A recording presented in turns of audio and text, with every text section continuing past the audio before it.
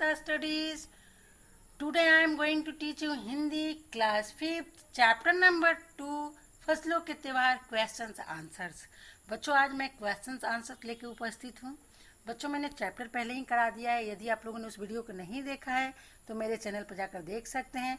बच्चों आप लोगों को 4 to 10 हिंदी के प्लेलिस्ट मिलेगा मेरे चैनल पर, तो देखना चाहते हैं तो देख सकते हैं। वीडियो पसंद आए तो लाइक कीजिए, शेयर कीजिए और मेरे चैनल को सब्सक्राइब कीजिए। तो चलिए बच्चों आज का क्वेश्चन आंसर देखते हैं। मौसम का अंदाज नंबर 1 दिया है बच्चों, खिचड़ी में ऐसन जाड़ा हम पहले कबू ना देखनी। देखिए बच्चों यहाँ पर भोजपुरी भाषा का प्रयोग किया हुआ है। यहाँ तुम खिचड़ी से क्या मतलब निकाल रही हो, बताइए खिचड़ी का मतलब क्या है यहाँ पर। तो बच्चों चैप्टर में मैंने बताया है कि खिचड़ी किस चीज़ को बोला जाता है, तो मकर संक्रांति के त्यौहार को खिचड़ी भी बुलाया जाता है। ठीक है, तो खिचड़ी एक त्यौहार है। देखिए दूसरा नंबर, क्या कभी ऐसा हो सकता है कि सूरज बिल्कुल ही ना निकले?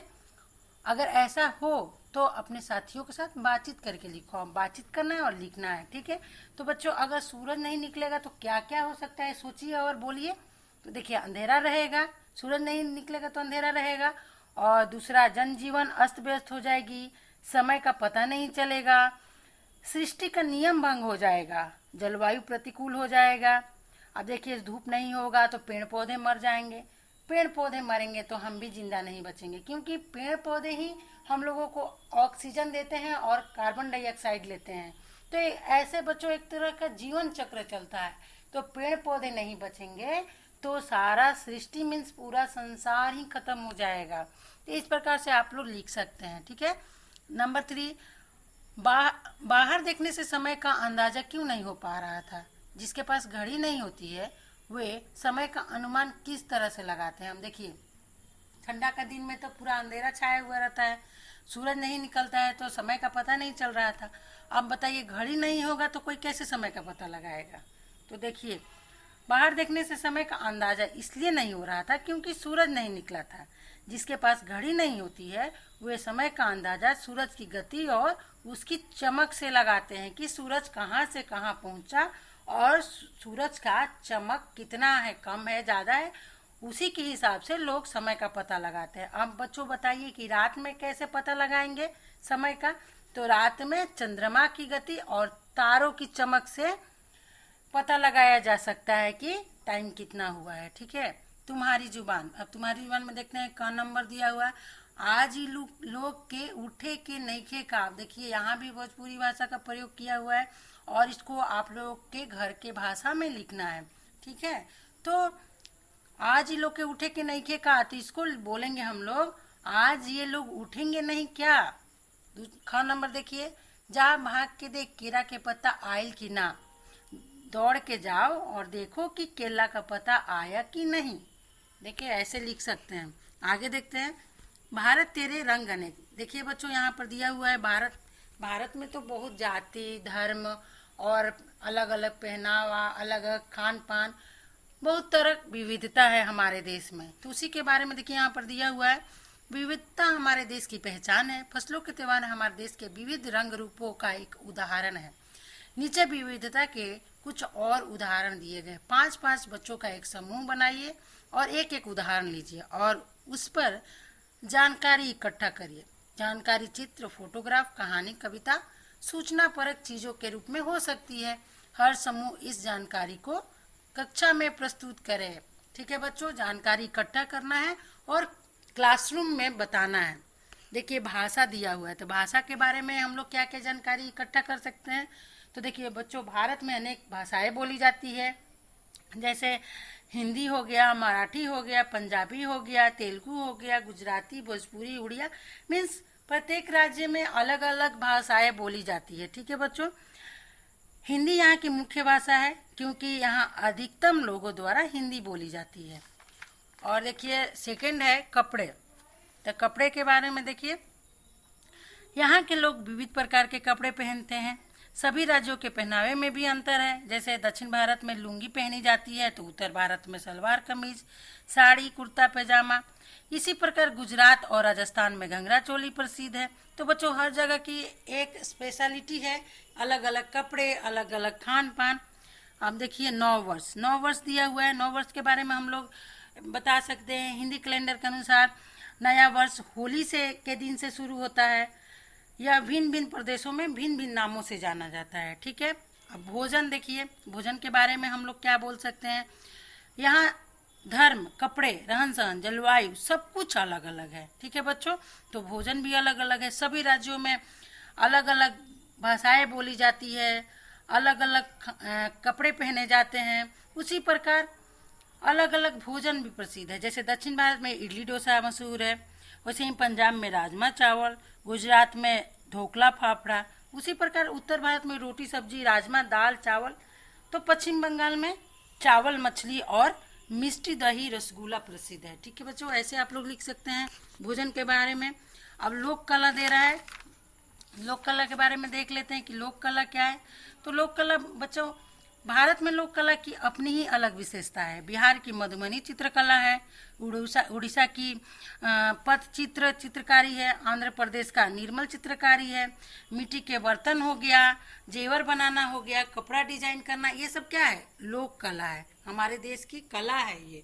बहुत तरह की टोकरी बिनाई, ये सब क्या है, ये कला है।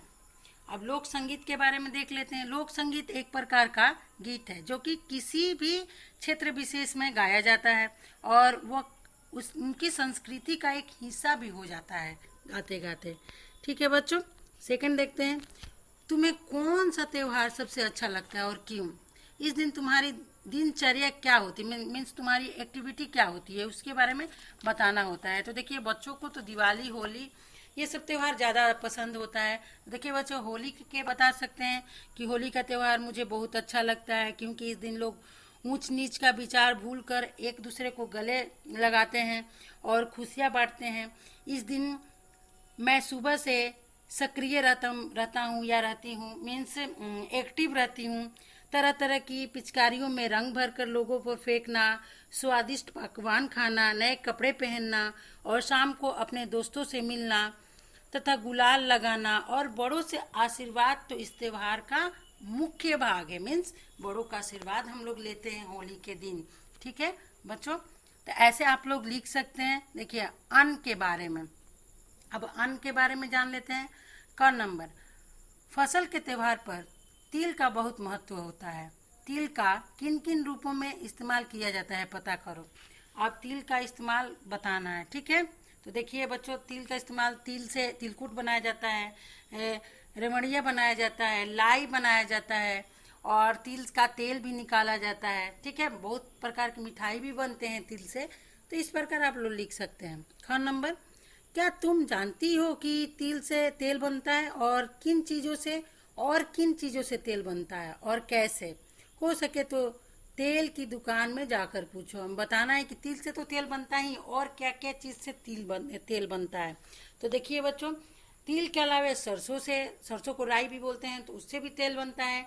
सोयाबीन का तेल बनता है, सूरजमुखी का तेल बनता है, मूंगफली, नारियल आदि का भी तेल बनता है। ठीक है, देखिए किसान और चीज़ों का सफ़र। किसान और खेती बहुत से लोगों की जानी पहचानी दुनिया का हिस्सा नहीं है। विशेष रूप से शहर के ज़्यादातर लोगों को यह एहसास नहीं है कि हमारी ज़िंदगी किस हद तक इनसे जुड़ी हुई है। देश के कई हिस्सों में आज किसानों को जिंदा रहने के लिए बहुत मेहनत और संघर्ष करना पड़ रहा है। अगर यह जानने की कोशिश करें कि हम दिन भर में जो चीज़ खाते हैं वे कहाँ से आती है, तो किसानों की हमारी ज़िंदगी में भूमिका को हम समझ पाएंगे। आलू की पकौड़ी, बर्फी और आइसक्रीम, इन 3 चीज़ों के बारे में नीचे दिए गए बिंदुओं को ध्यान में रखते हुए जानकारी इकट्ठा करो और मेरी कहानी के रूप में उसे लिखो। अब देखिए बच्चों, आइसक्रीम, आलू और बर्फी के बारे में बताना है कि ये कैसे बनता है। पर सबसे पहले किन चीज़ों से बनता है, इन चीज़ों का कहाँ से जन्म होता है और किन किन हाथों से होकर हम तक पहुँचता है। इस पूरे सफ़र में किन लोगों की कितनी मेहनत लगती है ये भी बताना है। इन लोगों में से किसको कितना मुनाफा होता है। ठीक है, ये बताना है। तो चलिए देखते हैं कि कैसे होता है। तो देखिए बच्चों, आलू की पकौड़ी कैसे बनता है। आलू को गोल काट कर बेसन का घोल गाढ़े गोल बनाकर उसमें लपेट कर और तेल में तल कर बनाया जाता है। ठीक है बच्चों। तो आलू कहाँ से आता है बच्चों? आलू कहाँ से आता है? बेसन कहाँ से आता है? तो आलू आता है खेत से, और बेसन क्या चीज से बनता है? चने की दाल से, तो वो भी तो खेत से आता है, यानी किसान इसको बनाता है। तो देखिए, खेत से किसान द्वारा किसानों की कड़ी मेहनत के बाद ये कहाँ पहुंचता है? किस दुकानों में पहुंचता है, फिर हम तक पहुंचता है। इस बीच इसको बहुत सारी प्रक्रियाओं से गुजरना पड़ता है। ठीक है बच्चों। अब देखते हैं आइसक्रीम। आइसक्रीम दूध में आइसक्रीम पाउडर चीनी मिलाकर इसको खौलाया जाता है, खौलाकर गाढ़ा किया जाता है और फिर ठंडा करके छोटे छोटे बर्तनों में डालकर फ्रीज में रख दिया जाता है। ठीक है। बर्फी, यह दूध के खोए में चीनी मिलाकर बनाया जाता है। अब दूध कहाँ से मिलता है बच्चों और चीनी कहाँ से मिलता है? तो दूध देखिए गाय से, भैंस से मिलता है, तथा चीनी कहाँ से मिलता है? ईख से। तो ये कौन उत्पादित करता है बच्चों? किसान। तो किसान इम्पोर्टेंट हुआ ना।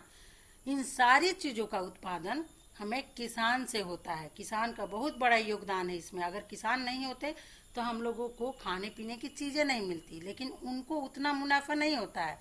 किसको सबसे ज्यादा मुनाफा होता है बच्चों? कंपनी को, क्योंकि वे लोग किसानों के चीजों को सस्ते दामों में खरीदते हैं और अपना टैग लगा के बेचते हैं। तो किसान कड़ी मेहनत करते हैं, तब हम लोगों को खाने पीने की चीजें मिलती है। ठीक है। अब देखते हैं दूसरा खास पकवान। देखिए, गया शहर तिलकुट के लिए प्रसिद्ध है। हमारे देश में छोटी छोटी ऐसी कई जगह हैं जो अपने खास पकवान के लिए मशहूर हैं। अपने परिवार के लोगों से पता करके लिखो और उसके बारे में बताओ। अब देखिए बच्चों, गया का तिलकुट फेमस है, तो आगरे का पेड़ा फेमस है, बंगाल का रसगुल्ला, मिष्टी दही फेमस है। इसी प्रकार से आप लोग पता कर सकते हैं अपने घर में भी कि क्या क्या फेमस है कहाँ पर। सेकंड नंबर देखते हैं, पिछले 2 वर्षों में तुमने काम करने वाले शब्दों के बारे में जाना। इन शब्दों को क्रिया भी कहते हैं। काम करने वाले शब्दों को क्या बोलते हैं बच्चों? क्रिया बोलते हैं। ठीक है। क्योंकि क्रिया का संबंध कोई काम करने से है। नीचे खिचड़ी बनाने की विधि दी गई है, इसमें बीच बीच में कुछ क्रियाएं छूट गई है।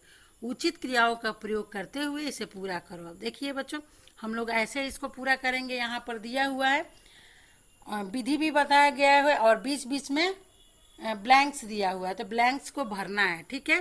तो इलायची, दालचीनी और लौंग में थोड़ा थोड़ा पानी डालते हुए पीस लीजिए। ठीक है, पीसना है। अदरक और लहसुन को इकट्ठा पीसकर पेस्ट बनाओ। ठीक है। दाल को कढ़ाई में डालो और मध्यम आंच पर सुनहरी भूरी होने तक भून लो। अब चावल निकाल कर धो लो। तेल को कुकर में डालकर गरम करो। तेल गरम हो जाने और तेल गरम हो जाने पर तेजपत्ते और जीरा डालो। जीरा जब चटकने लगे तो प्याज डालकर सुनहरा भूनो। उसके बाद अब अदरक और लहसुन का पेस्ट डालकर भूनो। भुनी हुई दाल, चावल और सब्जी अच्छी तरह मिलाओ। शेष पानी डालकर एक बार चलाओ। कुकर बंद करो। तेज आंच पर पूर्ण प्रेशर पर पकाओ। अब आंच कम कर दो और 4 मिनट तक पकाओ। भाप निकल जाने पर कुकर खोलो। मसाला का पेस्ट मिलाओ। खिचड़ी पर घी, हींग, जीरा, साबुत लाल मिर्च से छौंक कर परोसो गर्मा गर्म। बच्चों, अब इसमें काम करने वाले कौन कौन से शब्द आए? जहाँ जहाँ पर ब्लैंक्स दिया हुआ है वो सब काम करने वाले शब्द हैं। ठीक है बच्चों। तो आज का वीडियो यहीं पर ये चैप्टर कंप्लीट हुआ बच्चों। तो वीडियो पसंद आए तो लाइक कीजिए, शेयर कीजिए और मेरे चैनल को सब्सक्राइब कीजिए। तब तक के लिए बाय बाय।